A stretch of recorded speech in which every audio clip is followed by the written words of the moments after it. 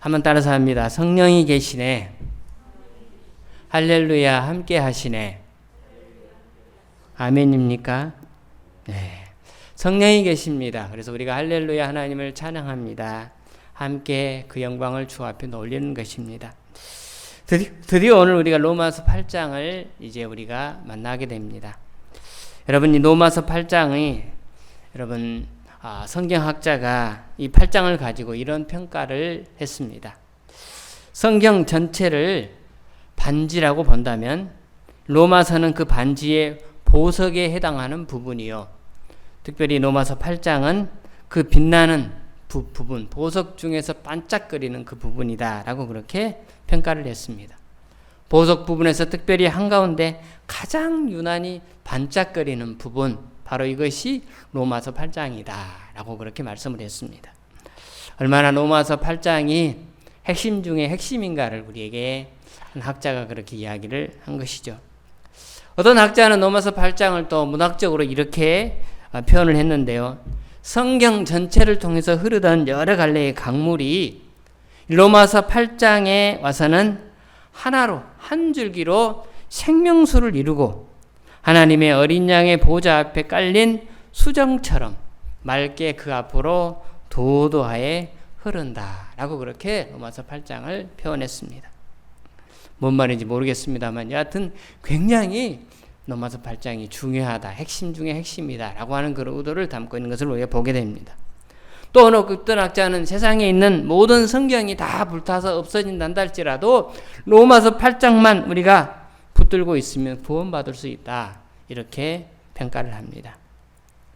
여러분, 앞서 소개한 주장들이 로마서 8장이 얼마나 은혜스러운 말씀인가를 그렇게 표현하고 또 이런저런 표현을 통해서 우리에게 알려주고 있는 것이다 라고 우리 생각을 합니다. 그렇다고 로마서 8장만 성경에서 중요하다 그런 것은 아니죠. 로마서 8장만 성경의 무게가 다른 말씀에 비해서 훨씬 더 무겁다 이런 것도 아닙니다. 왜죠? 하나님의 모든 말씀은 다 소중하고 다 무게 있고 다 너무나 중요한 핵심 말씀이기 때문입니다. 하지만 로마서 8장이 얼마나 은혜스러운가를 그렇게 표현하기 위해서 하는 그런 말들로 우리가 이해할 수 있습니다. 이런 면에서 우리는 로마서 8장을 이제 앞에 놓고 우리가 얼마나 많은 은혜를 사모하는 마음으로 우리 말씀을 우리가 경청해야 할 것입니다. 로마서 8장에 담겨진 이 모든 말씀들이 나를 향한, 나를 깨워주기 위한, 나에게 너무나 큰 은총을 베풀어 주시기 위한 하나님이 예비한 복된 축복의 잔치다. 바로 그 잔치에 저 여러분들을 초청한 것이다 라고 하는 의식을 갖고 우리가 이 말씀을 간절히 사모하는 마음으로 로마서 8장에 우리가 들어가야 할 것입니다. 서초동에 있는 사랑의 교회 여러분 잘 아시죠? 그 교회에서 지금은 작고하신 옥하는 목사님이 만든 성경 공부가 있습니다. 우리 대한민국 전역과 세계적으로 유명한 성경 공부인데 제자훈련이라고 그렇게 이야기를 합니다. 제자훈련에 입문하기 위해서는 아무나 또 할 수도 없죠. 10수년간의 신앙생활을 하는 것은 또 당연한 것이고, 그리고는 또 여러 가지 많은 부분에서 어느 정도 고루 갖춘 사람들만이 제자훈련에 그렇게 입문을 하게 됩니다.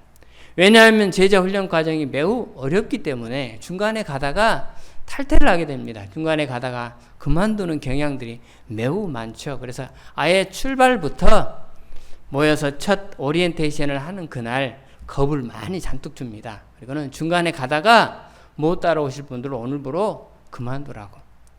여러분, 죽었다 생각하고 앞으로 2년 동안 나와 함께하지 않을 사람은 아예 그만두고 따라오지 말라고. 전에 제일교회에서 남성반 제자훈련들을 만들어 놓고, 그리고 여러분들이 이제 첫날 하겠다고 본인이 지원을 해가지고 이렇게 첫날 OT를 그렇게 했는데 한 분이 그 다음 주에 안 나옵니다. 그리고 연락이 왔어요. 목사님, 아무래도 제가 못 따라갈 것 같습니다. 그렇게 그분이 거절을 그렇게 하셨어요. 잘하셨다고. 그리고는 몇 년 뒤에 그분이 다시 지원을 해서 저랑 같이 또 제자훈련을 하게 됐습니다. 아니, 집사님 그때는 못 하신다더니 오셨네요. 그랬더니 아니, 목사님 해야 할 것 같아서 올해는 할 수 있을 것 같아서 그렇게 도전하게 되었습니다 라고 합니다. 제자훈련 1년 과정을 시험도 보고요, 암송도 엄청 많이 합니다. 그리고 열심히 또 여러 가지 모양으로 생활적으로도 또 도전을 해야 되죠. 중간에 가다가 뭐 이런저런 핑계를 대고 하지 않으려고 하는 사람들이 덜어 생기기도 해요. 그러면 겁을 주죠. 당신 혼자 때문에 우리 전체가 할 수 없습니다. 여기서 한 명만 중간에 가다가 빠져버리면 우리 제자반은 와해된 거나 마찬가지입니다. 그러니 한 배를 탄 사람들은 가다가 중간에 내릴 수가 없으니 끝까지 같이 가야 합니다. 라고 또 협박도 하고 설득도 하고 해가지고 끝까지 1년을 완주하게 그렇게 만들죠. 그렇게 1년을 만들고 난 다음에, 그래서 1년간의 제자훈련을 거치고 나면 그 다음에 제자훈련을 잘 마친 사람들에 한해서 사역훈련 과정을 실시하게 됩니다. 사역은 각 분야의 이제 작은 소단위의 그 어떤 그룹들의 리더십들, 구역장도 될 수가 있고 또 속장도 될 수가 있고 어떤 팀의 리더십들이 할 수 있는 그런 훈련들을 그렇게 하게 되는데, 이 사역훈련 1년 과정 중에 첫 달에 반드시 암송을 해야 되는 게 뭐냐면 로마서 8장이에요.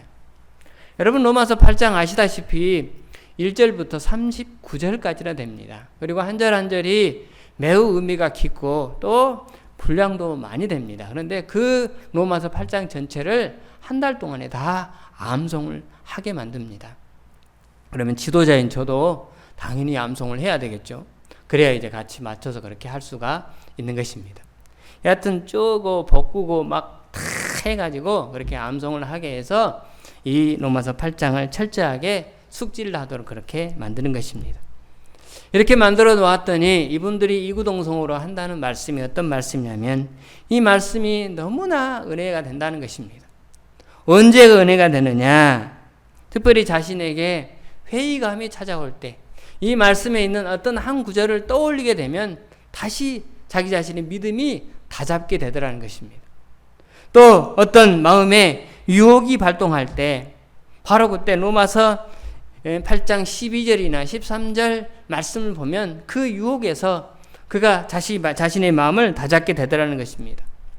하나님의 사랑에 대해서 회의감을 느낄 때는 35절, 37절, 39절 이런 말씀들, 누가 하나님의 그 크신 사랑에서 끊을 수 있으랴, 어느 누구도 그렇게 할 수 없다라고 하는 말씀들을 떠올리게 되면 야, 하나님의 사랑이 이렇게 위대하게 대단하게 나를 향하여 오늘도 조명하고 있구나 라고 하는 사실을 다시 한번 재인식하게 되더라는 것입니다.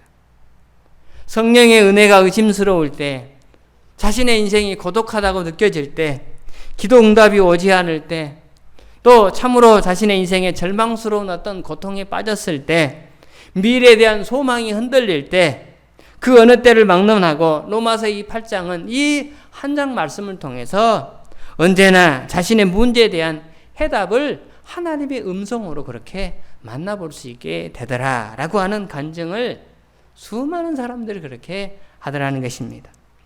그러므로 여러분, 이 로마서 8장은 우리도 다시 한번 도전해 봄직도 합니다. 여러분, 우리가 그 정도면 충분히 할 수 있지 않겠습니까? 그래서 로마서 8장 1절부터 39절까지 우리 머리는 참 돌이죠. 하지만 돌이 생기면 지워지지 않습니다. 그래서 그런 각오를 가지고 우리가 한번 도전해 본다면 그들이 누렸던, 그들이 느꼈던, 그들이 체험했던 그러한 은혜를 우리가 다시 회복하지 않을까 하는 그런 생각을 해보게 됩니다. 그만큼 로마서 8장은 성경의 핵심 중에 핵심임을 우리에게 강조하고 있는 것입니다. 자, 그래서 바울 사도는 오늘 본문 1절에서 이렇게 시작되죠. 그러므로 라는 말씀으로 그 서두를 시작하고 있습니다. 그러므로, 여러분 이 말입니까? 무슨 말입니까? 이 말은 앞에 있는 말을 다 담아서 담는 그런 접속사이지 않습니까? 앞에 7장에서 바울은 우리가 이미 본 바와 같이 여기 8장에 오기까지 하나님의 복음이 무엇인가에 대해서 상세하게 설명을 했습니다. 앞서 1장부터 7장까지 그 중에 가장 큰 또 핵심이 되는 복음에 대해서 로마서 3장 24절에 이렇게 말씀을 하고 있죠. 여러분 로마서 3장 24절 이런 말씀 다 같이 한번 해보겠습니다. 시작. 그리스도 예수 안에 있는 속량으로 말미암아 하나님의 은혜로 값없이 의롭다 하심을 얻은 자 되었느니라. 그리스도 예수 안에 있는 성령으로 말미암아, 여러분 성령이 무엇입니까? 내 대신 값을 지불해 주는 것이 아닙니까? 하나님 앞에 죽을 인생을 주께서 우리를 당신의 자녀 삼으시기 위하여 하나밖에 없는 아들을 십자가에 매 다심으로 우리가 대가를 치러야 될 그 값을 주님이 대신 치르게 하셨습니다. 그것이 바로 그리스도의 속량입니다. 바로 그것이 그리스도의 대속입니다. 예수님의 대속으로 말미암아 우리가 우리 편에서는 값없이 대가 없이 우리에게 의롭다 하심을, 우리는 죄인임에도 불구하고 너는 의인이다 라고 하는 이런 칭함을 하나님으로부터 부여받은 것입니다. 여러분 바로 이것이 복음의 핵심이지 않습니까? 이런 복음의 핵심을 통하여 우리가 어떤 대접을 받고 있습니까? 로마서 5장 1절에 이렇게 말합니다. 로마서 5장 1절 다 같이 봅니다. 시작. 그러므로 우리가 믿음으로 의롭다 하심을 받았으니 우리 주 예수 그리스도로 말미암아 하나님과 화평을 누리자. 예, 우리는 하나님과 화평을 누리는 그런 관계가 되었습니다. 다시 말씀드려서 하나님의 존전에 아무 때나 나아갈 수 있는 자녀로서의 자격을 우리가 취득하게 된 것입니다. 그분을 우리의 아빠라고 부를 수 있습니다. 우리가 무슨 죄를 지었던, 우리가 어떤 평가를 받고 이 땅의 삶을 살아가던 관계없이 우리는 하나님과의 관계가 화평의 관계, 매우 친밀한 그런 관계, 주님으로부터 부여받는 평강을 누릴 수 있는 은총을 입은 하나님의 사람이 되었다는 것입니다. 이와 같은 복음을 믿고 우리 주님 앞으로 나오는 자는 이미 우리는 죄의 종이 아닌 것입니다. 그동안 올가매고 얽어맸던 율법에서 이미 우리는 벗어나게 되었습니다. 바로 그 사실을 앞장 6장에서 7장에서 가르쳐 주었지 않습니까? 가끔씩은 연약한 육체를 가졌지만, 그런 우리의 몸이지만 그러기에 오호라 나는 공고한 사람이다 라고 하는 그런 탄식이 나올 때도 있지만, 우리의 영혼을 흔들 자는, 우리의 구원을 흔들 자는 아무도 없다라고 하나님께서 우리를 평가해 주시는 것입니다. 그러므로 1절을 시작하자마자 그러므로 라는 사실을 말씀하는 것입니다. 여러분, 그러므로 이 말을 다시 말씀드린다면 이 모든 사실을 종합해 볼 때 그런 말입니다. 앞에 있는 모든 사실들을 종합해 볼 때 그러므로, 여러분, 그래서 우리는 어떻다는 것입니까? 그리스도 예수 안에 있는 자에게는 결코 뭐가 없다? 정죄함이 없다. 1절이 그렇게 말씀하고 있습니다. 감히 누가 우리를 너는 죄 있다 라고 우리를 평가할 수 없다는 것입니다. 왜요? 하나님이 우리를 의인이라고 평가해 주시기 때문인 것입니다. 감히 우리를 어느 누가 악인이라고 우리를 정죄할 수 있겠습니까? 어느 누구도 그럴 수 없다는 것입니다. 우리가 때로는 절망합니다. 때로는 하나님이 아닌 계신 것 같고 같이 그렇게 행동합니다. 때로는 크게 좌절합니다. 때로는 믿음이 없는 사람들처럼 행동할 때도 있습니다. 하지만 그럼에도 불구하고 우리를 하나님 앞에서 죄인으로 고소할 자가 하나도 없다. 또 하나님도 우리를 죄인으로 취급하지 않는다는 것입니다. 우리가 생활이 어떠했던 간에 그리스도 예수를 구주로 믿고 예수 안에 있는 사람은 결코 정죄함을 당하지 않는다. 바로 이렇게 바울은 크게 선포하고 있는 것입니다. 다시 정리합니다. 앞에 로마서 1장에서부터 무려 7장까지의 복음에 대하여 그만큼 자상하게 설명을 했다면 우리가 정죄함을 받지 않는다는 이유는 충분히 설명이 되었다고 말할 수가 있습니다. 더 이상 다른 무슨 말이 필요하겠습니까? 우리도 그렇게 느껴지고 있습니다.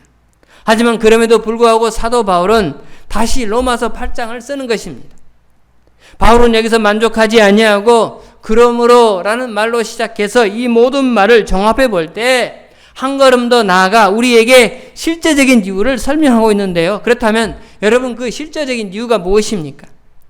우리가 정죄함을 받지 않는 실제적인 이유, 바로 그것이 무엇이냐? 바로 그것이 성령이다 라고 하는 것입니다. 우리는 그 성령님에 의하여, 성령님을 통하여 우리는 정죄함을 받지 않는다 라고 하는 평가를 사도 바울이 하고 있는 것입니다. 여러분, 이 성령님이야말로 우리가 정죄를 받지 않을 수 있는 결정적인 이유요, 실제적인 그러한 이유 때문에 바울은 이 성령을 말하지 않고는 견딜 수가 없어서 또다시 많은 지면을 할애하여, 그래서 1절부터 39절까지 많은 지면을 할애하여 이 성령에 대해서 바울은 수록하고 있는 것입니다. 여러분 앞으로 계속해서 보겠지만 또 이미 알고 있지만 로마서 8장을 성령장이라고도 평가하는 사람들이 있습니다. 왜냐하면 성령이란 단어가 무려 20번 이상 등장하기 때문입니다. 여러분 이 장은 성령의 충만한 말씀입니다.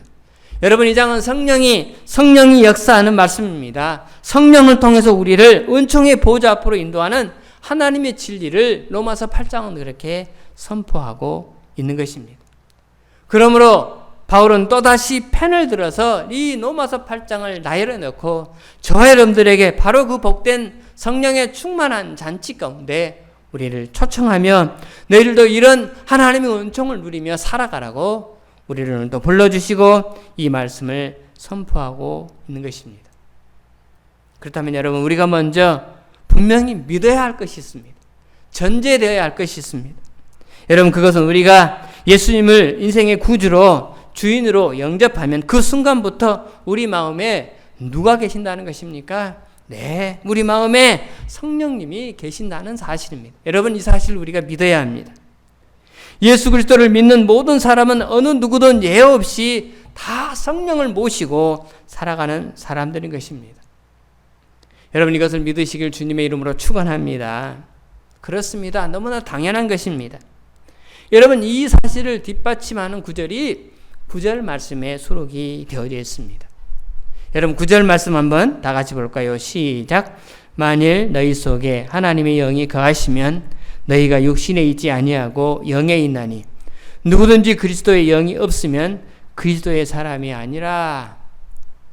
여러분 무슨 말입니까? 여기 누구든지 그리스도의 영이 없으면 그리스도의 사람이 아니라, 우리 속에 성령이 없으면 우리는 오늘도 교회에 나와서 예배를 드리지만 우리는 그리스도의 사람이 아니라는 것입니다.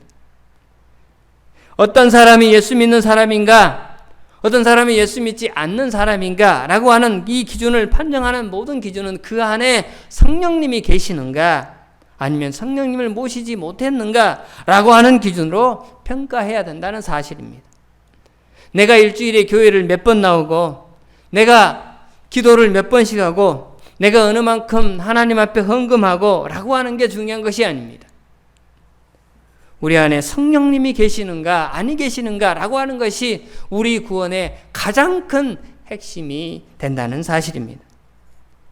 이러므로 오늘 예배드리는 우리는 여러분 안에 성령을 모시고 있음을 우리는 믿으시길 바랍니다.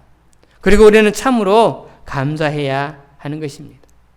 왜요? 성령님이 우리의 인생 가운데 오셔서 저와 여러분의 심령 속에 오늘도 앉아 계셔서 우리의 인생을 조정하시고 다스리고 계시기 때문입니다. 여러분 이것을 부인하면 그분은 교회는 나왔지만 예수 믿는 사람이 아닌 것입니다. 그렇다면 여러분 내가 성령을 모시고 사는가 아닌가라고 하는 것을 어떻게 우리가 알 수 있습니까? 내 성령을 모시고 사는 사람들에게 나타나는 몇 가지 특징이 있습니다. 여러분 성령을 모시고 사는 사람들은 어떻게 살아갔느냐? 성령을 모시고 사는 사람에 나타나는 첫 번째 특징은 부패한 육신의 소욕에 지배를 받지 않는 것입니다. 육신의 소욕에 지배를 받지 않고 성령의 지배를 받고 살아가는 사람인 것입니다. 이것을 9절 말씀에 육신에 있지 아니하고 영에 있다라고 그렇게 평가를 합니다. 여러분 9절을 제가 다시 보겠습니다. 만일 너희 속에 하나님의 영이 거하시면 너희가 육신에 있지 아니하고 어디에 있다고요? 영에 있다. 육신을 따라가는 것이 아니라 하나님의 영, 성령의 지배를 받고 그 안에서 살아가는 것입니다. 만약에 너희 속에 그의 영이 없으면 그리스도의 사람이 아니다. 너는 구원받은 사람이 아니다. 라고 하는 것입니다. 사랑하는 여러분, 우리는 이미 영의 사람입니다. 그러기에 영의 지배를 받고 영의 인도함을 따라 살아가는 사람들인 것입니다. 한층 더 나아가 10절 말씀은 이렇게 평가하죠. 10절 다 같이 봅니다. 시작. 또 그리스도께서 너희 안에 계시면 몸은 죄로 말미암아 죽은 것이나 영은 의로 말미암아 살아있는 것이니라. 그리스도의 영이 너희 안에 계시면, 그리스도께서 너희 안에 계시면 몸은 죄로 말미암아 죽은 것이나, 우리의 몸은 죽습니다. 죽은 거나 마찬가지입니다. 살아있으나, 여러분, 우리가 살아있으나 살아있는 것이 아닙니다. 우리의 몸은 언제나 육신을 따라가게 되어 있습니다. 육신의 지배를 받게 되어 있습니다. 그러다가 죽는 것이죠. 하지만 우리가 그렇게 살다가 죽으면 그렇게 우리의 몸이 끝나는 것이 아니라 다시 우리의 몸이 사는 날이 다가오게 되는 것입니다. 그때까지 우리 육신이 죽는 그날까지 우리는 육의 지배를 받고 살아갑니다. 그러기 안타까이 넘어지고 좌절하게 여러 가지 많은 모양으로 육신을 쫓고 그렇게 살아가는 생활이 지속됩니다. 하지만 영의 지배를 받고 살아가는 사람은 어떻습니까? 하나님의 말씀을 따라 살기 위하여 최선을 다하여 노력하는 것입니다. 하나님의 말씀에 지배를 받고 거기에서 기쁨과 감동을 얻기 위하여 우리는 말씀을 추구하며 노력하는 그런 삶을 살아가는 것입니다. 그러므로 성령을 모신 사람은 어떻게 됩니까? 이제는 성령을 모신 후로는 죄로 인하여 우리가 오염되거나 약해지거나 얼마 안 있으면 흙으로 돌아갈 우리의 육신과 죄의 작업장이라고 말할 수 있는 이 몸을 의지하며 살지는 않는다는 것입니다. 우리는 다시 말씀드려서 이 몸을 의지하지 않고 영으로 하나님을 의지하며 하나님을 따라 하나님 말씀에 순종하며 그렇게 살아가기 위하여 최선을 다하며 노력하는 사람, 바로 이것이 여러분 우리 성령을 모시고 사는 사람의 첫 번째 특징인 것입니다. 우리가 육신에 있지 않음을 믿으시기 바랍니다. 우리는 영의 지배를 받고 살아가는 하나님의 사람임을 다시 한번 믿으시기 바랍니다. 그리고 육신의 지배를 받지 않고 영의 지배를 받아 영의 인도함을 받기 위하여 그분을 따라 그분 말씀에 순종하면 날마다 그분과 동행하는 저희로 복된 미래가 되시기를 주님의 이름으로 축원합니다. 여러분, 이것이 첫 번째 영을 따라가는 사람의 모습인 것입니다. 두 번째, 성령을 모시고 사는 사람의 특징은 반드시 마지막 날 영광스러운 몸으로 변화할 것을 믿고 사는 사람들입니다. 오늘 11절 말씀을 한번 다 같이 보겠습니다. 11절 다 같이 봅니다. 시작. 예수를 죽은 자 가운데서 살리신 이의 영이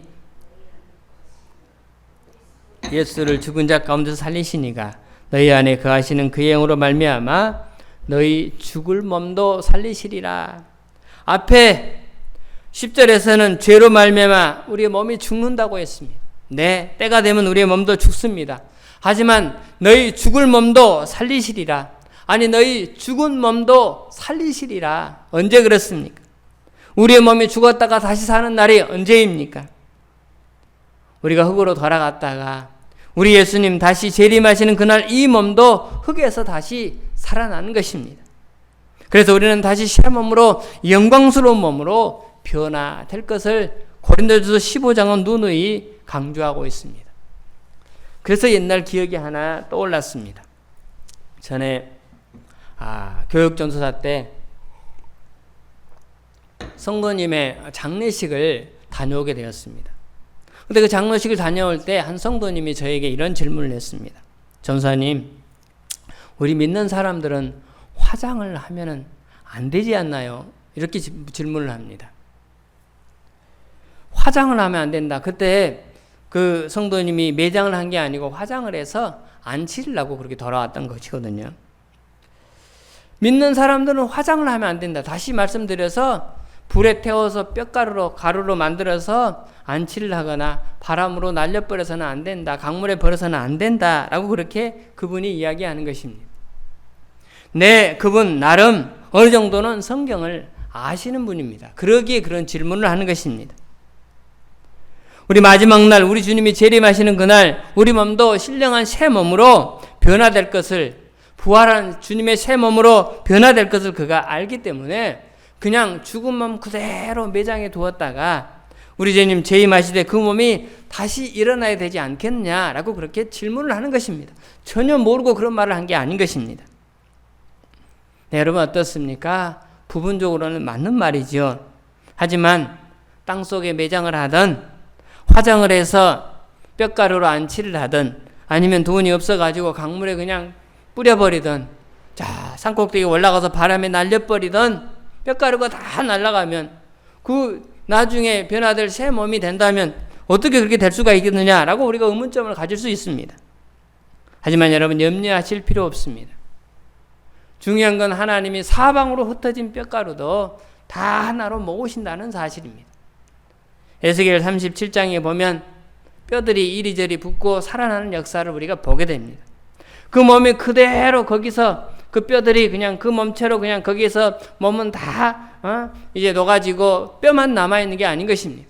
이리저리 뒤엉키고 사방이 흩어졌지만 그 뼈들이 하나씩 찾아서 자기 몸을 찾아가게 되는 것입니다. 그러기에 강물에 뿌려진 그 뼈가루도 바람에 날려버린 것들도 다 하나의 몸으로 다시 한 몸을 이루어서 우리 주님이 재림하시던 그날 우리 모두는 신령한 새로운 몸으로 변화될 것을 성경은 누누이 약속하고 있는 것입니다. 여러분, 이것이 누구에게 나타난다는 것입니까? 여러분, 하나님의 영으로 지배받는 자에게 나타난다는 사실입니다.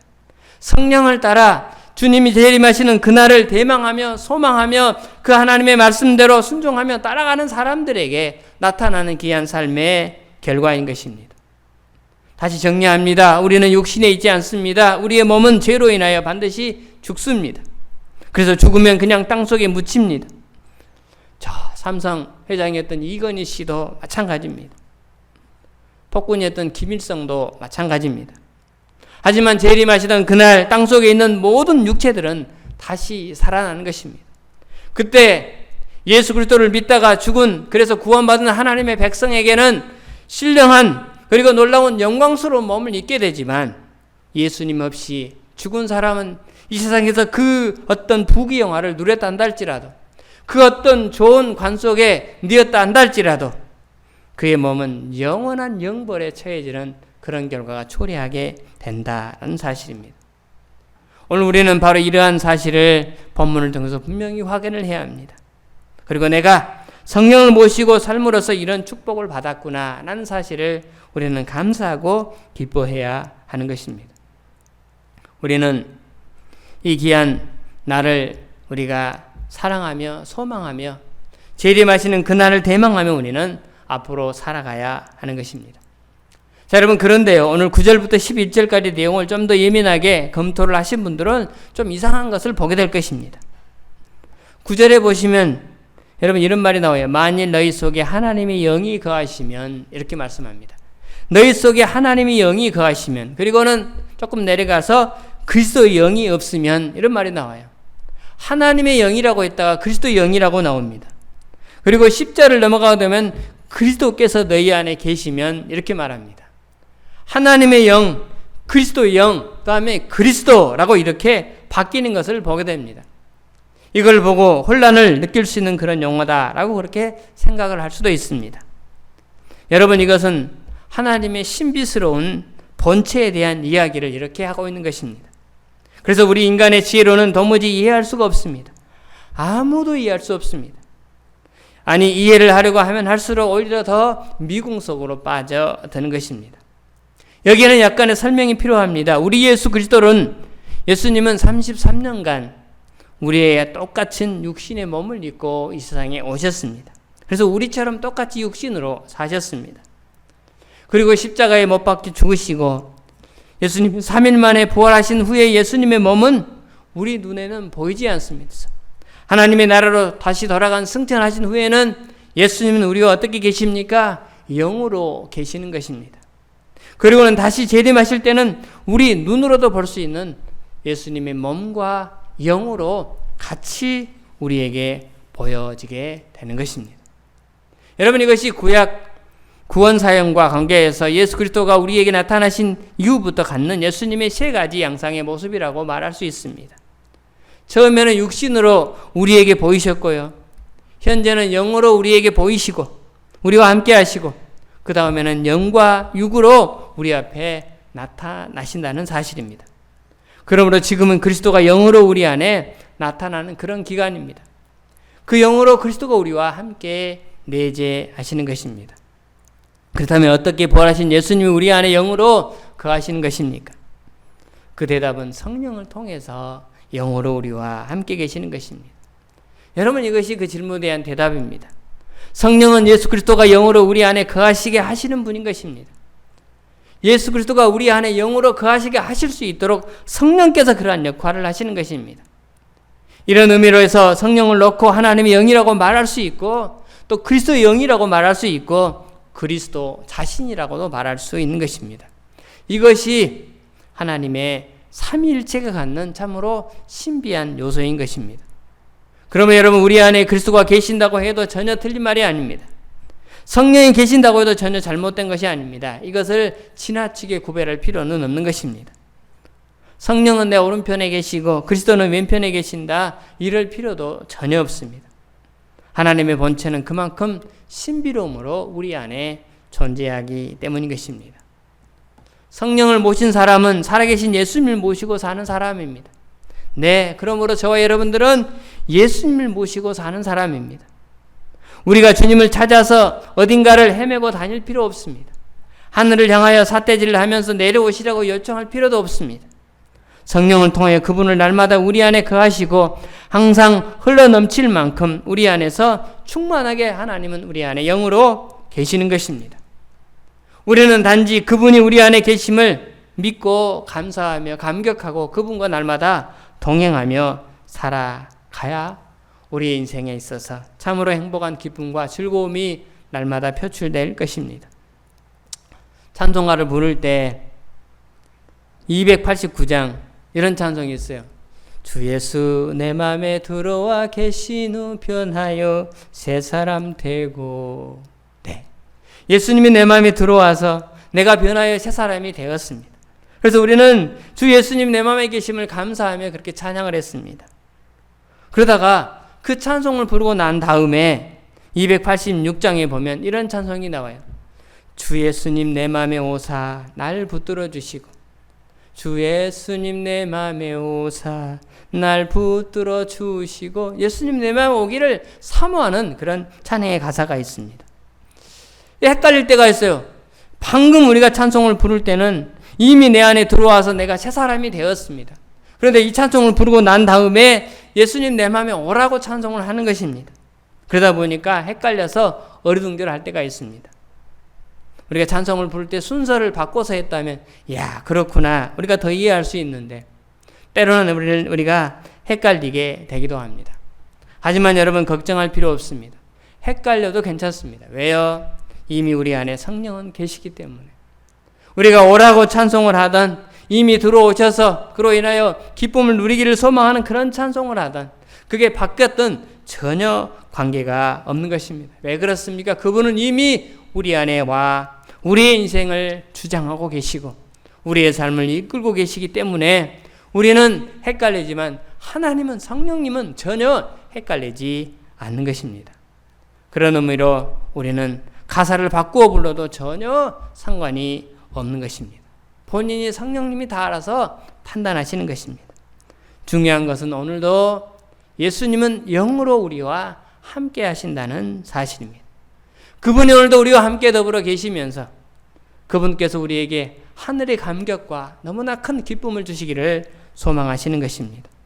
그분은 오늘도 사도 바울이 경험했던 로마서 8장에 기록된 수많은 감동들을 너희가 이 말씀을 듣는 우리 모두가 경험하고 그 은혜를 누리며 이 한 주간을 살아가기를 간절히 사모하며 원하시는 것입니다.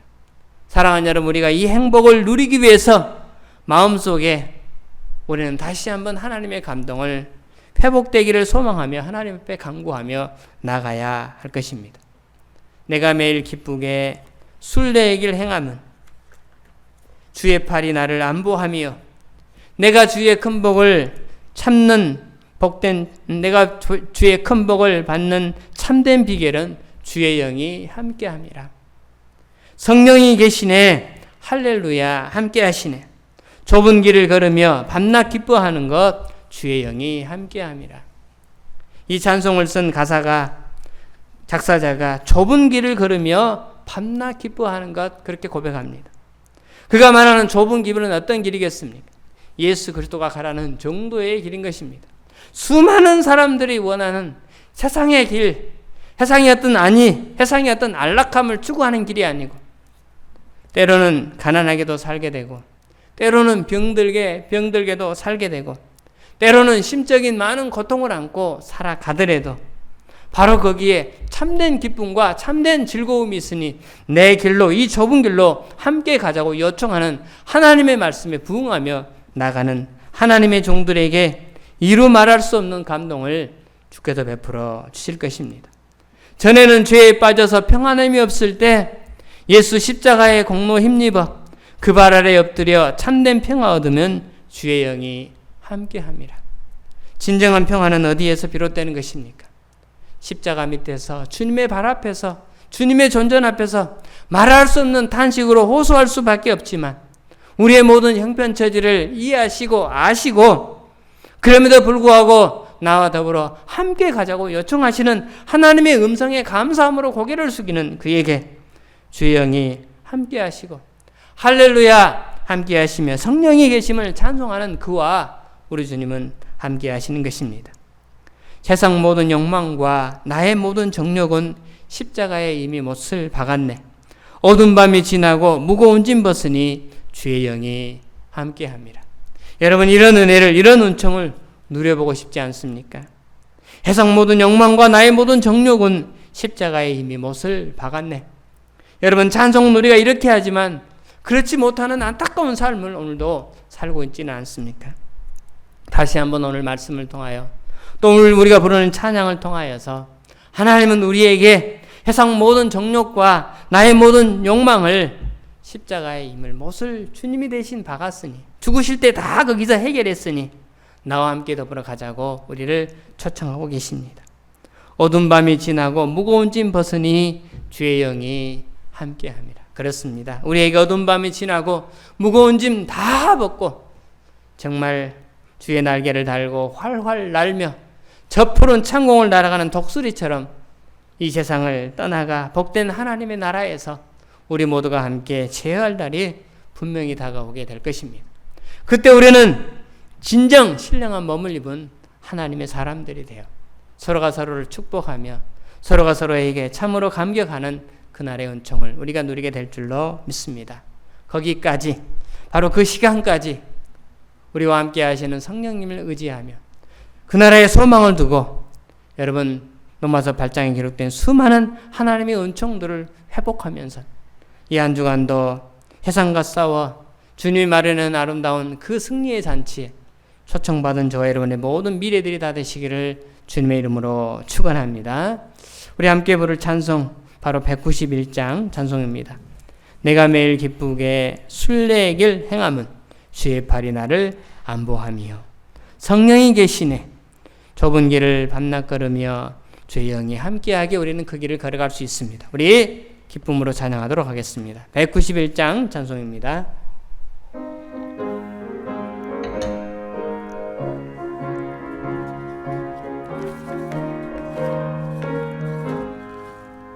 내가 매일 기쁘게 순례의 길 행함은 주의 팔이 나를 안보하며 내가 주의 큰 복을 받는 참된 비결은 주의 영이 함께함이라. 성령이 계시네. 할렐루야 함께하시네. 좁은 길을 걸으며 밤낮 기뻐하는 것 주의 영이 함께함이라. 전에 죄에 빠져서 평안함이 없을 때 예수 십자가의 공로 힘입어 그 발 아래 엎드려 참된 평화 얻음은 주의 영이 함께함이라. 성령이 계시네. 할렐루야 함께하시네. 좁은 길을 걸으며 밤낮 기뻐하는 것 주의 영이 함께함이라. 나와 동행하시고 모든 염려하시니 나는 숲의 새와 같이 기쁘다. 내가 기쁜 마음으로 주의 뜻을 행함은 주의 영이 함께함이라. 성령이 계시네. 할렐루야 함께 하시네. 좁은 길을 걸으며 밤낮 기뻐하는 것 주의 영이 함께 함이라.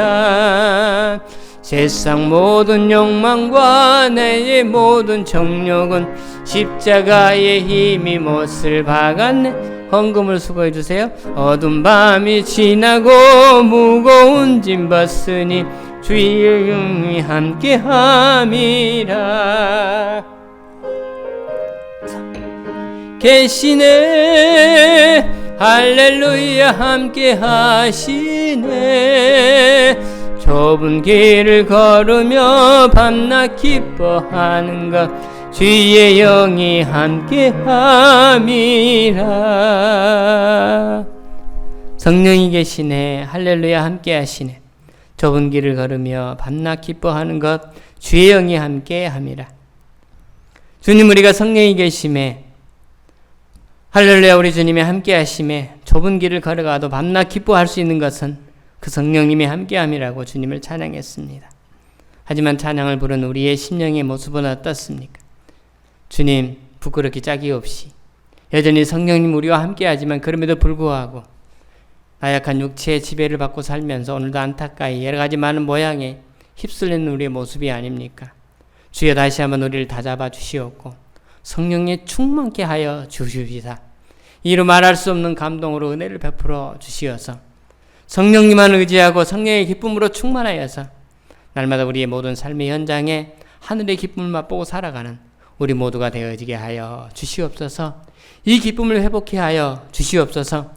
성령 한 분으로 만족케 하여 주옵시고 성령 그분의 지배를 받으며 이루 말할 수 없는 감동으로 좁은 길을 걸으면서도 밤낮 기뻐할 수 있는 오늘 찬양의 가사가 내 삶 속에 이루어짐을 받는 복된 존재들 다 되게 하여 주시옵소서. 이런 기쁨으로 이 한 주간을 인도하여 주실 줄로 믿습니다.